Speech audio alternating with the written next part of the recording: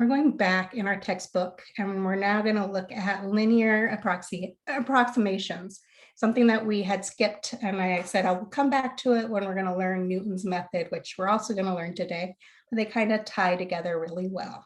So let's just kind of go over what the concept of linear approximation is, and then we'll look at how to use it. So here we see that linear approximation. So notice in here you have a function f of x, and we have the tangent line in here. We may have some function f of x that we want to evaluate some point x equals a. But maybe it's really difficult to plug in that value x equals a and to figure out what that number or output is going to be.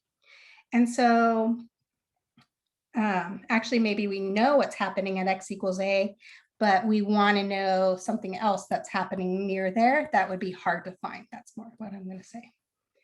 So what we can do is if we can find this equation of the tangent line at x equals a, which we know how to find the equation of a tangent line, we just find the slope at that value x equals a on the curve. And then we have the point a f of a, and then we can use our slope intercept form or point slope formula to find that equation of the tangent line. We'll notice that if we wanted to find this value maybe at here c, we wanted to find f of c, but it was hard to find plugging that back into the original function. What we could do is we can approximate this by looking at the output if we plug the value of c into our tangent line. So notice those y values would be very close, and we would get an approximation there. And think of this as kind of zoomed in there at those values. So that's kind of the concept behind this.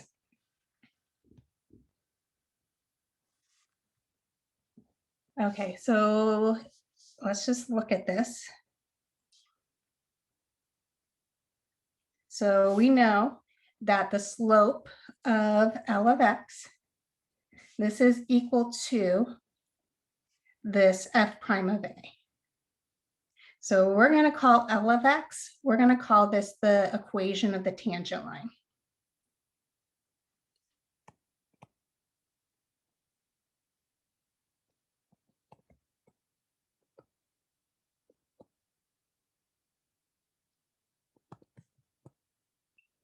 At x equals a. So again, we know that if that's the equation of the tangent line, we have a slope f prime of a. We have a point, which is x is a, our y value is f of a. If we plugged into our point slope formula, let's just do that, we would have f of x, our y sub 1 value is minus, plugging in our y value and x is a, so the minus f of a is equal to our slope, but our slope is f prime of a times x minus the x value of our point, so minus a. Notice if we add f of x here to both sides, I'm sorry, not f of x, if we add f of a to both sides of our equation, we get back that f of x here is equal to our f of a value plus f prime of a times x minus a. Well, this is approximately what f of x is. This is our linearization. So this is really L of x is equal to this. We're approximating near there. So f of x is approximately equal to this L of x, which is equal to this. So really, when we're doing a linear approximation, we need to find the equation of the tangent line of a value close that we know to one that we're trying to find. So let's go over an example of doing this.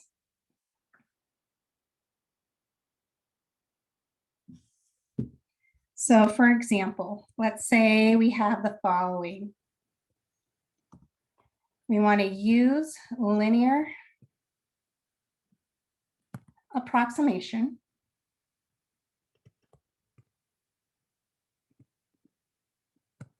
to estimate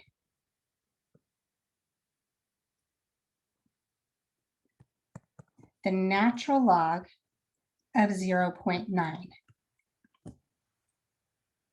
Okay, so we don't know what the natural log of 0.9 is, and we don't have the calculator. Let's say we don't have the calculator, and we want to approximate this using that linear approximation.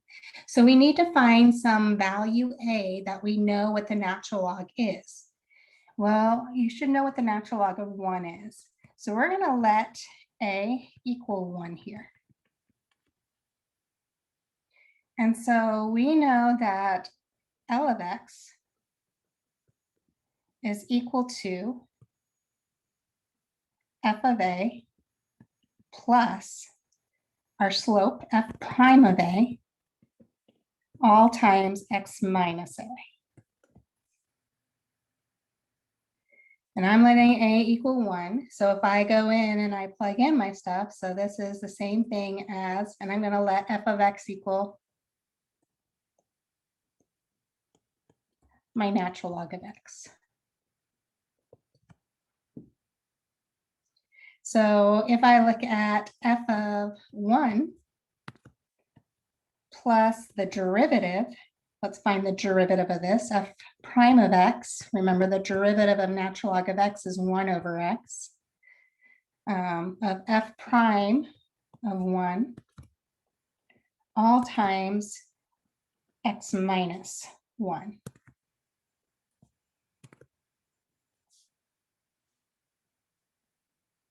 So F of 1, let's go over here and plug it in. F of 1 is the natural log of 1.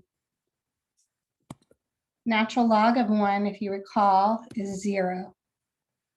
So we have here, this is equal to 0 plus, let's evaluate the derivative at 1. So if we go into the derivative and we plug in 1 wherever we see an X, we get 1 over 1, which is 1. So this is equal to 1 times X minus 1. So our linearization function for F of X near X equals 1 is going to be X minus 1. So our approximation, so F of 0.9 is approximately L of 0.9. So let's go into our function L of X, and wherever we see an X, we're going to plug in 0.9. So we have 0.9 minus 1, which is going to give me back negative 0.1.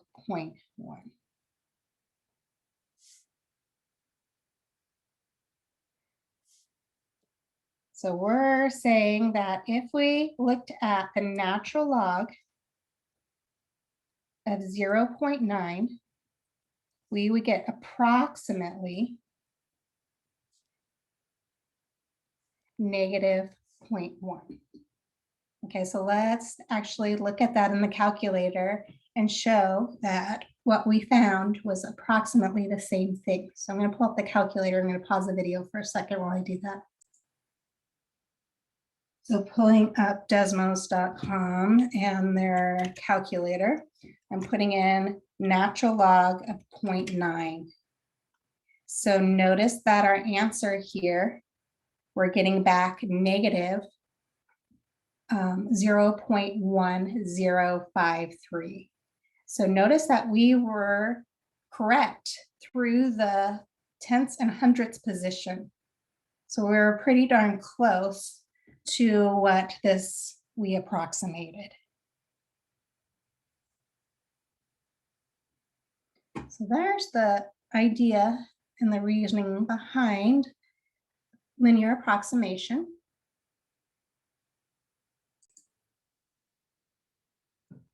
Another example using this approximation linearization, we have f of x is equal to x all divided by x plus 1.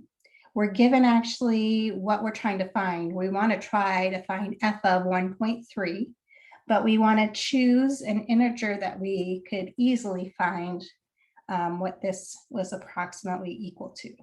So I'm just going to read through what the directions say just so that you're familiar with the wording. It says find a linearization at a suitable chosen integer near the a, which at which a given function and its derivative are easy to evaluate.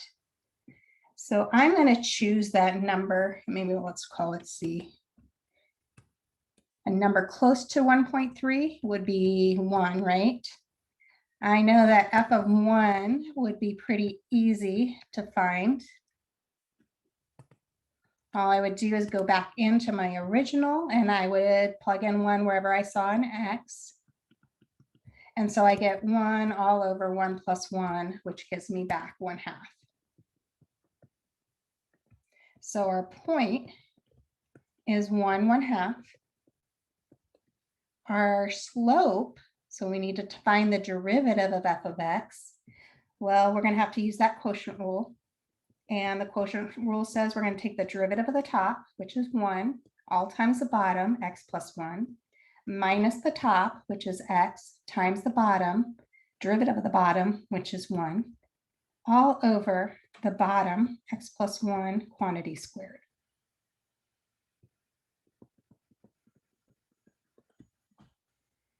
So let's combine like terms in our numerator. We have x plus 1 minus x. So our x's cancel and we're left with 1 all over x plus 1 quantity squared. So now let's evaluate this at the number we chose close to 1.3. And we would have 1 all over 1 plus 1 quantity squared.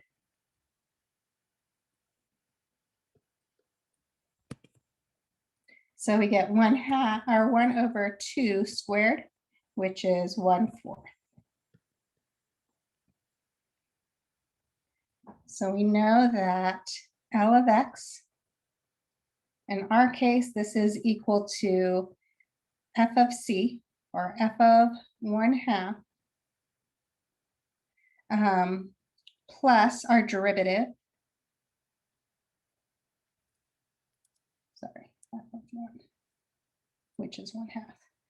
F prime of 1, all times x minus 1. So we found f of 1 was 1/2 plus 1/4, our derivative, times x minus 1.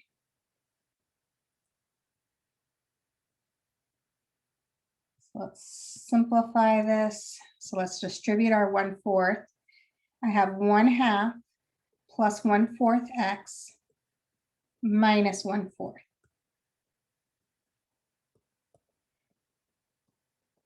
So 1/4 x, 1/2 minus 1/4. So that's 2/4 minus a 1/4 gives me plus a 3/4.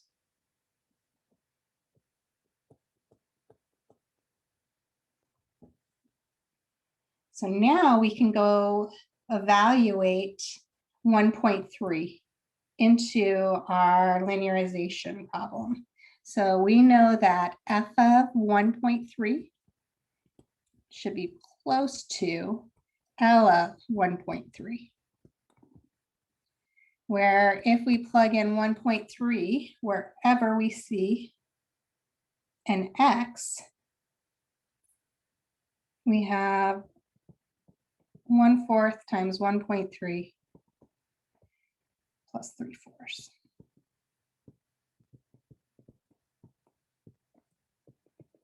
So this is equal to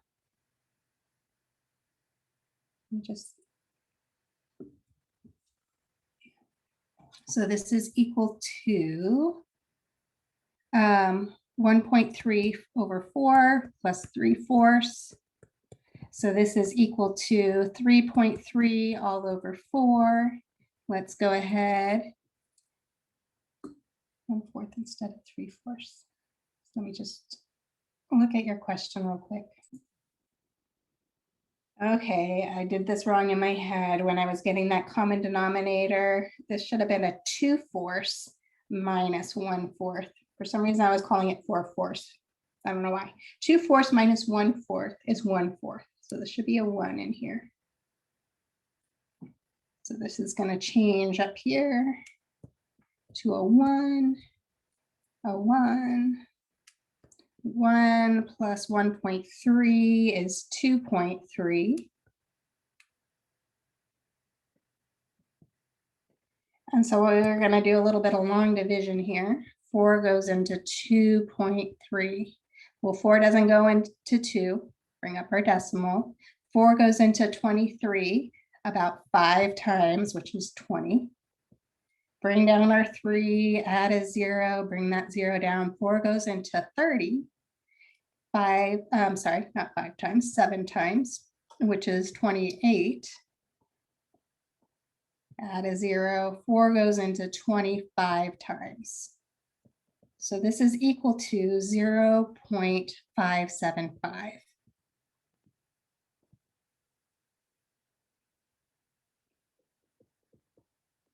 And that's what approximately f of 1.3 would be.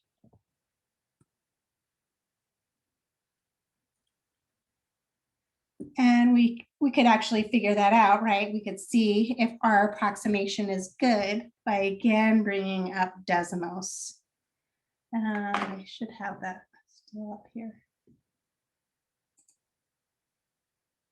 So let's just plug in. Let's figure out what, if we had plugged in f of 1.3 here, we would have gotten 1.3 all over 1.3 plus 1.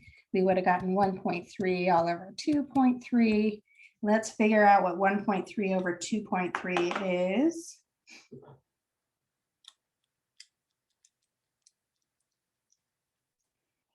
If you pull that in, f of 1.3 in the calculator, and I'm going to have to round a little bit, but I have 0.5652. So notice our tenths position is correct. We're a little over on our hundredths position, but we're still pretty close.